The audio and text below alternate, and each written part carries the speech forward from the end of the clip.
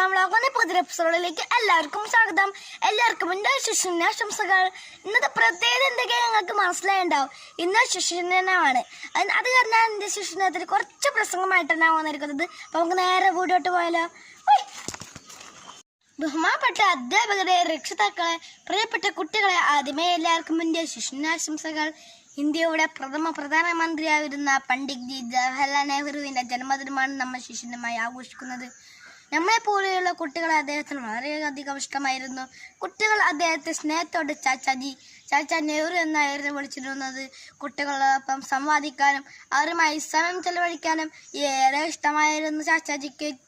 ചാച്ചാജി എഴുത്തുകാരനും പ്രഭാഷകനും സ്വാതന്ത്ര്യ സമര സേനാനിയുമായിരുന്നു അദ്ദേഹം. ഇന്നത്തെ കുട്ടികൾ നമ്മൾ അവരെ വളർത്തുന്ന രീതിയാണ് രാജ്യത്തിന്റെ ഭാവി നിർണ്ണയിക്കുന്നത് എന്ന് വിശ്വസിച്ചിരുന്ന അദ്ദേഹത്തോടുള്ള ആദര സൂചകമായിട്ടാണ് ഇന്ത്യയിൽ 1964 ചാച്ചാജിയുടെ മരണശേഷം മുതൽ ശിശുദിനമായി ആചരിക്കുന്നത്. ഓരോ കുട്ടിയും സന്തോഷത്തോടെ സമാധാനത്തോടെ ജീവിക്കാനുള്ള അവകാശത്തെ ഓർമ്മപ്പെടുത്തുന്നതാണ് ഓരോ ശിശുദിനവും എന്ന് പറഞ്ഞുകൊണ്ട് എൻ്റെ കൊച്ചു പ്രസംഗം ഞാൻ അവസാനിപ്പിക്കുകയാണ്.